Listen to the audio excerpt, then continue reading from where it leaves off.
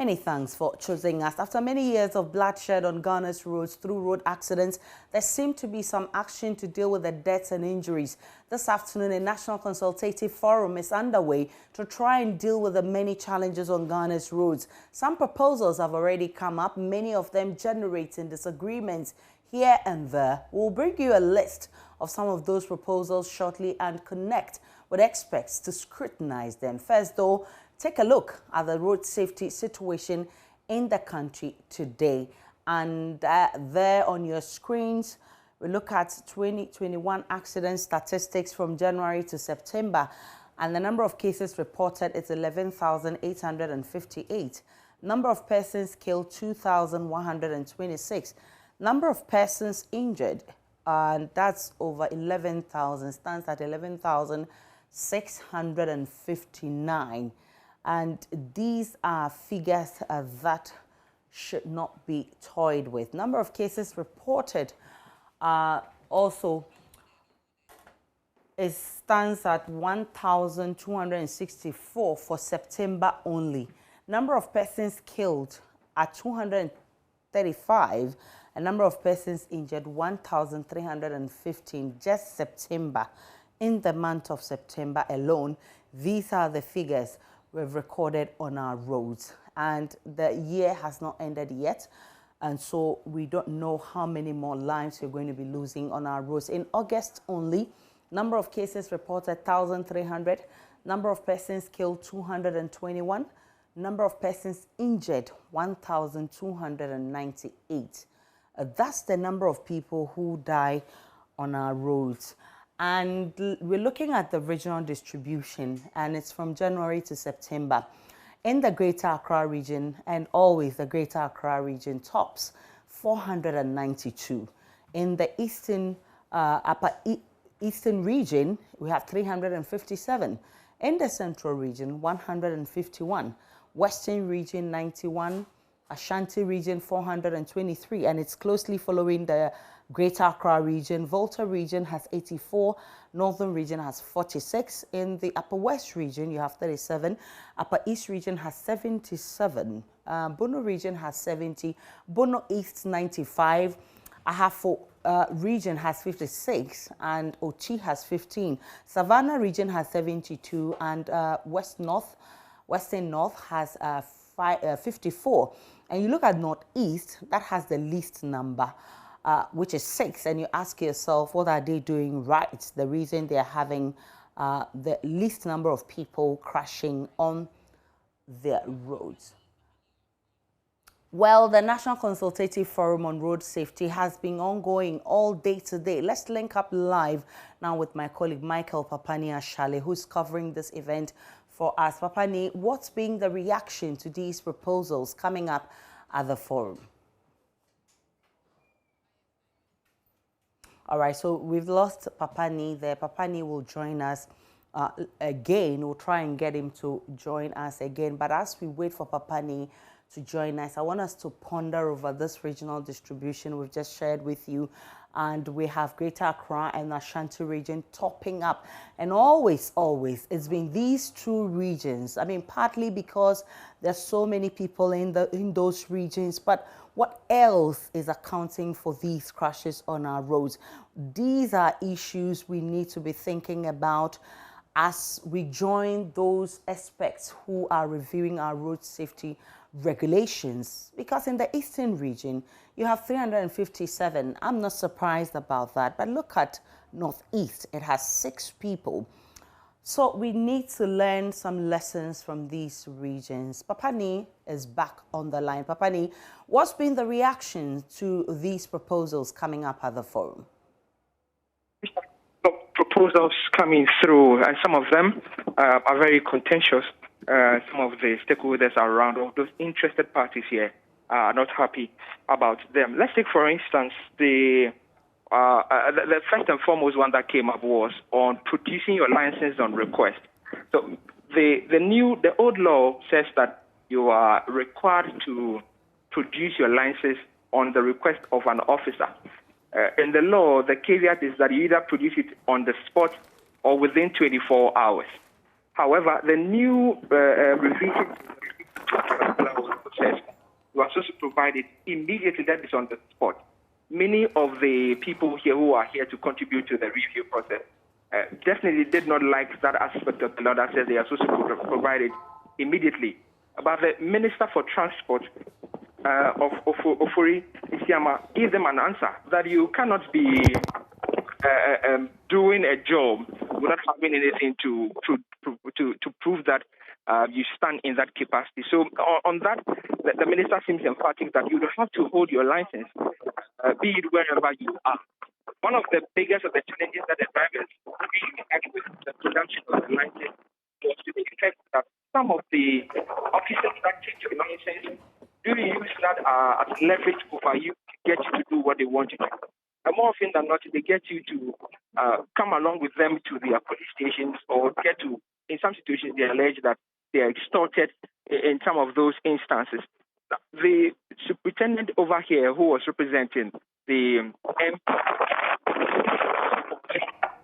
that it takes a particular category of persons within the police department to confiscate your license from you. But it clearly did not end without some of. All right, so Papani, there are concerns about the kind of licenses, the kind of people we give license to. There are concerns about people's attitude on our roads. There are concerns about the law enforcement agencies, the MTTU, and all of these issues are issues that have been raised that needs to be addressed. How are the experts at this forum handling this? Well, so Aisha, some of the experts here want a middle ground. For that on the license, they wanted to go back to the old. You either produce it on the spot or given a maximum of 24 hours to produce that. But that's not the only conversation that has been happening here. There's one of the regulations that proposes to license the activities of, to regulate, I beg your pardon, the activities of privately owned vehicles that are being used for ride-hailing services, particularly what we are seeing with people using their private cars to do more of a sort of commercial business. The law mentioned that it was going to be looking at regularizing those activities and going to ask them to put up stickers that were going to show to the effect that they were in this category of vehicles. There was one hint from one of the drivers who mentioned that if the situation is not checked, that is the operations of ride-hailing services using privately owned vehicles, they as taxi unions were also going to be looking at possibly venturing into importing cars, not painting them the required commercial vehicle colors, and will also use them to do the commercial business without necessarily having to paint them the traditional red and yellow colors. One of the issues that also came up, which the drivers have vehemently opposed, is the change of the towing procedures. The law as it stands, and that is the LI that we are discussing this morning, this afternoon, I beg your pardon, is to the effect that the towing services will be done by DVL, in effect government, and drivers will be required to pay some fees to the DVLA. The proposed law actually mentions that you will have to cater for that on your own as a driver or as a person who owns a vehicle. So when your vehicle breaks down anywhere in Ghana, you'd have to cater for the towing service. They're going to enforce that by making sure that when you go to the DVLA to renew your roadworthy certificate for your vehicle, they were going to demand that as one of the requirements. Without that, any documentation to the fact that you have subscribed to a private or any towing service within the country, then you will not be issued the certificate, the roadworthy certificate. So, Aisha, these are some of the topical things that have come up. The drivers have not liked the last one that I mentioned. The suggestion that they are mentioning is that we should go back, we should stick to what the law says. Some of them, the minister in particular, mentioned that he referenced the fact that at the time of bringing in the 2012 law, some of the drivers did not like it and pushed back at it, that they didn't want government to be in the space of towing vehicles to the fact that they have to pay money to it. What they want is for government now to stick to that law, because according to them, putting it within the private space this makes them vulnerable to exploitation from the privately owned towing service. So actually, this will be one of the biggest of the conversations that have come up so far, but one of the few things that have also been discussed here this afternoon. Papani, so after all these proposals and suggestions that have come up at this forum, what would you say are the takeaways? Hello, Papani. Yes, so I'm saying that what would you say are the takeaways which will, perhaps affect the outcome of this meeting?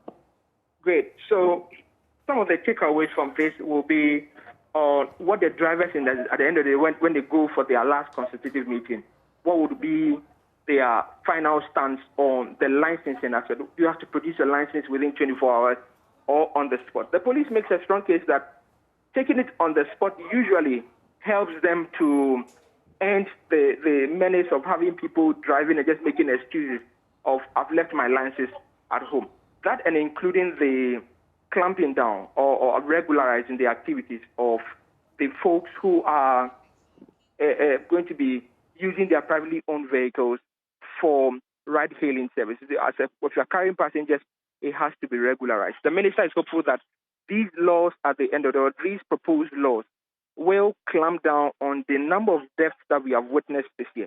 And the number stands at more than 2,000 people who have lost their lives just in 3/4 of the year 2021.